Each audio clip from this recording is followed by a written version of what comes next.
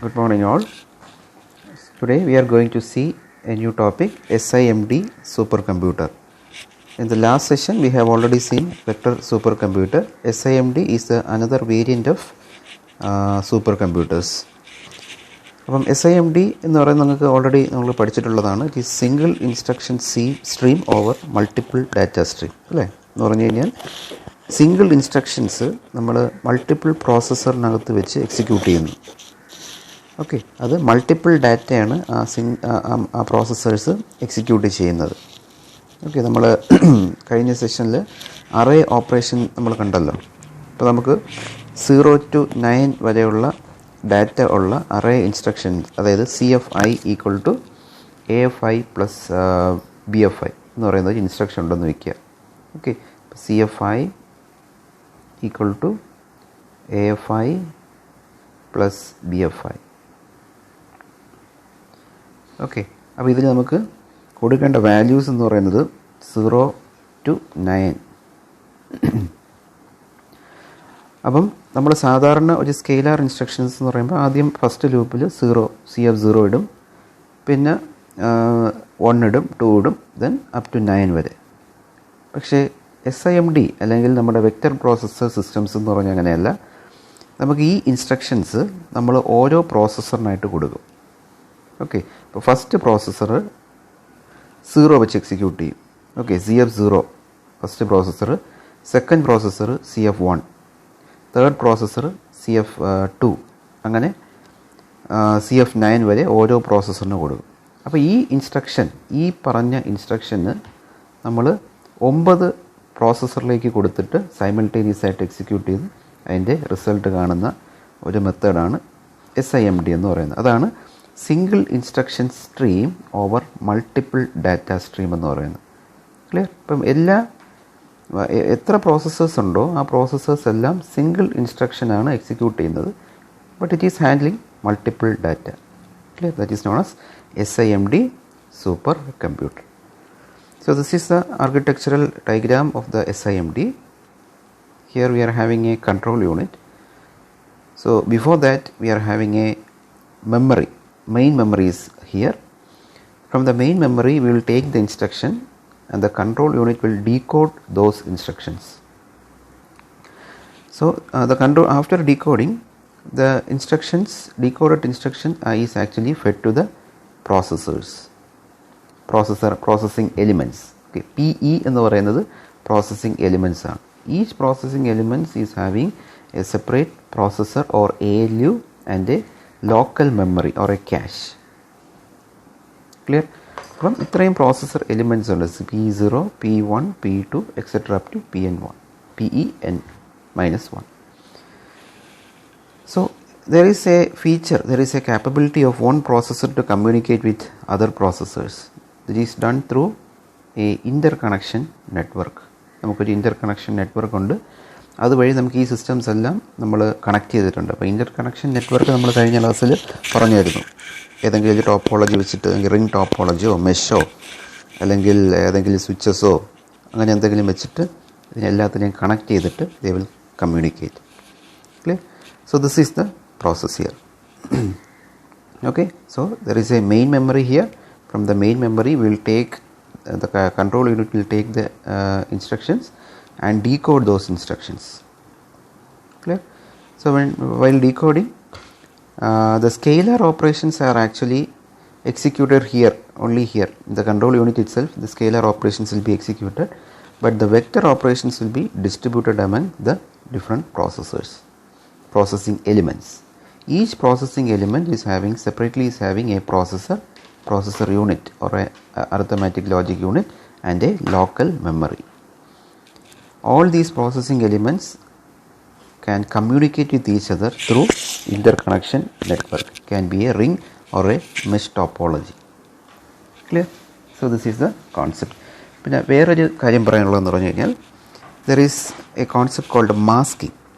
Masking means നമുക്കൊരു instruction execute ചെയ്യുമ്പോഴത്തേക്കും ചിലപ്പോൾ ചില പ്രോസസ്സേഴ്സ് നമുക്ക് വേണ്ടി വരില്ല. ആ സമയത്ത് ആ പ്രോസസ്സേഴ്സ് നമുക്ക് ഡിസേബിൾ ചെയ്ത് വെക്കാൻ പറ്റും. That feature is known as masking. Clear? So all these concepts we are going to see in the theory part in the next slide. One control processor. So SIMD means it is having one control processor and a several processing element. ഈ control processor എന്ന് പറയുന്നത് control unit ആണ്. ഒരു control യൂണിറ്റും several processing എലിമെൻസും ഉണ്ട്.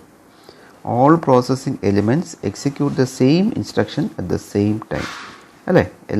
എല്ലാ processing എലിമെൻസും ഒരേ instructions ഒരേ സമയം എക്സിക്യൂട്ട് ചെയ്യുന്നുണ്ട്. അല്ലേ? As I previously said, interconnection network between the processing elements determine the memory access and the processing element interaction. അപ്പം ഈ ഇൻ്റർകണക്ഷൻ നെറ്റ്വർക്ക് വഴിയാണ് നമ്മൾ ഈ പ്രോസസ്സേഴ്സ് തമ്മിൽ കമ്മ്യൂണിക്കേറ്റ് ചെയ്യുന്നത്. Each processing element is essentially A arithmetic logic unit and an attached working registers and local memory. അപ്പോൾ ഓരോ processing elements എന്ന് പറയുന്നത് ഒരു ഇൻഡിവിജ്വൽ പ്രോസസ്സറും ഒരു ലോക്കൽ മെമ്മറിയും ചേർന്നതാണ്. ആണല്ലോ? അപ്പോൾ ഇവിടെ ഓരോ പ്രോസസ്സർ എന്ന് പറയുന്നതിന് പകരം ഇവിടെ ALU എന്ന് പറയുന്നു. ALU എന്ന് പറയുന്നത് പ്രോസസ്സർ എന്ന് പറഞ്ഞാലും തെറ്റില്ല. The control unit has its own main memory for storage of the programs. അപ്പോൾ കൺട്രോൾ യൂണിറ്റിൻ്റെ മുകളിലായിട്ട് ഒരു മെയിൻ മെമ്മറി ഉണ്ട്. ആ മെയിൻ മെമ്മറിയിലാണ് നമ്മുടെ ഇൻസ്ട്രക്ഷൻസ് എല്ലാം സ്റ്റോർ ചെയ്തിരിക്കുന്നത്. അവിടെ നിന്നാണ് ഇൻസ്ട്രക്ഷൻസ് ഫെച്ച് ചെയ്ത് കൺട്രോൾ യൂണിറ്റ് എടുക്കുന്നത്. Okay. The control unit decode all the instructions and determine whether the decoded instruction should be executed. ഇപ്പോൾ കൺട്രോൾ യൂണിറ്റ് എന്ത് ചെയ്യുന്നു? ഓരോ ഇൻസ്ട്രക്ഷൻസിനെ ഡീകോഡ് ചെയ്തിട്ട് അത് നമ്മൾ പ്രോസസ്സറിലേക്ക് നമ്മൾ കൊടുക്കുന്നു. അത് ഏത് പ്രോസസ്സറിനാണ് കൊടുക്കേണ്ടത്? ഇപ്പോൾ വെക്ടർ ആണെങ്കിൽ മാത്രമേ അത് അവിടെ കൊടുക്കത്തുള്ളൂ. ഇപ്പോൾ സ്കെയിലാറും ഇപ്പം കൺട്രോൾ ഫ്ലോ ഇൻസ്ട്രക്ഷൻസ് ഒക്കെ ആണെങ്കിൽ അത് തന്നെ ചിലപ്പോൾ ഹാൻഡിൽ ചെയ്യാൻ പറ്റും. കൺട്രോൾ യൂണിറ്റിന് തന്നെ ചിലപ്പം എക്സിക്യൂട്ട് ചെയ്യാൻ പറ്റും. അതവിടെ എക്സിക്യൂട്ട് ചെയ്യുന്നു. ഓക്കെ. അപ്പോൾ scalar or control type instructions R directly executed inside the control unit. Okay. Scalar or control type instruction. ഇപ്പോൾ സ്കെയിലാറോ അല്ലെങ്കിൽ കൺട്രോൾ ടൈപ്പ് ഇൻസ്ട്രക്ഷൻസ് ചിലപ്പം ഏതെങ്കിലും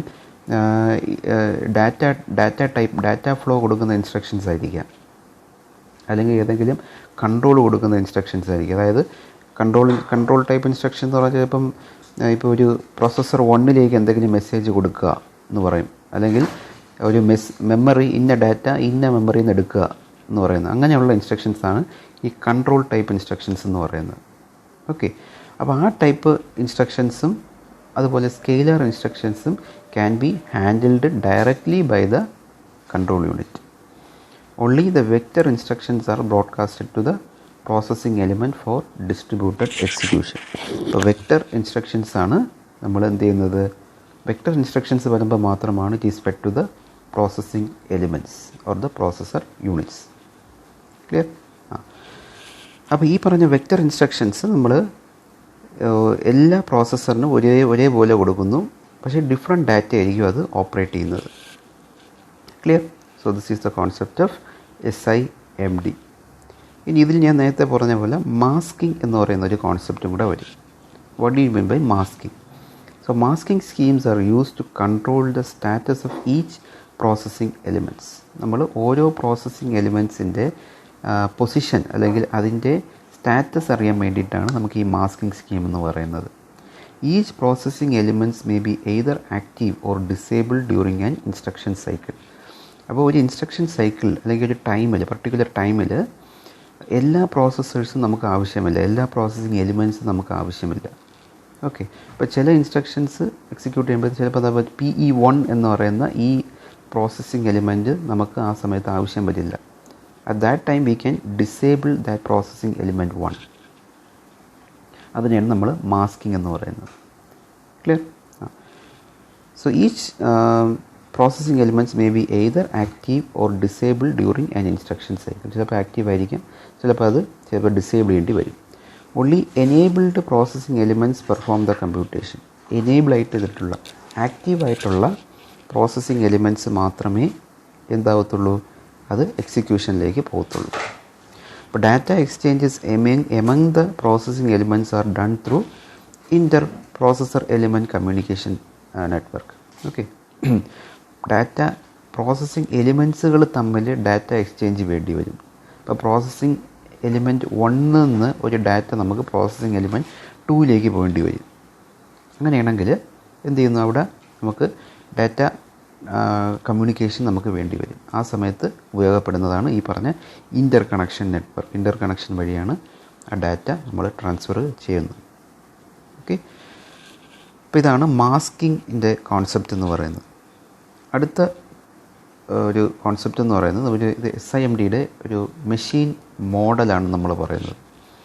the SIMD is actually specified by a 5 tuple അല്ലെങ്കിൽ 5 attribute എന്ന് വേണമെങ്കിൽ പറയാം.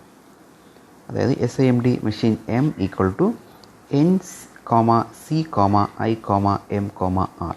അപ്പോൾ ഇത്രയും ആട്രിബ്യൂട്ട്സ് അല്ലെങ്കിൽ ഇത്രയും ട്യൂപ്പിൾസ് ചേർന്നതാണ് ഒരു SIMD മെഷീൻ മോഡൽ എന്ന് പറയുന്നത്. Okay, now let us explain each of these attributes or each of these tuple in detail. What is N? N is the number of processing elements. എത്ര PEs ഉണ്ടെന്നുള്ളത്. Okay, number of processing elements എന്ന് പറയുന്നത് ഈ സംഭവം ഇതാണ് number of processing elements. ഇവിടെ എത്ര എണ്ണം ഉണ്ട്? 1, 2, 3 ഇവിടെ എക്സെട്ര അപ് ടു N ആണ് അല്ലേ. അപ്പോൾ നമുക്കിവിടെ 3 പ്രോസസ്സിംഗ് ആണെങ്കിൽ ഇത്രയുണ്ടെങ്കിൽ will take it as 3. PE = 3 എന്ന് കൊടുക്കാം.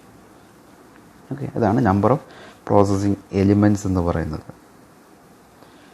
Next is C. What is C?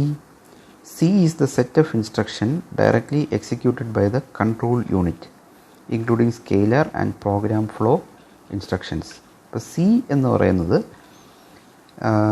Set of instructions executed by control unit. Control unit execute ചെയ്യുന്ന ഇൻസ്ട്രക്ഷൻസിനെയാണ് നമ്മൾ C വെച്ച് റെപ്രസെൻറ്റ് ചെയ്യുന്നത്.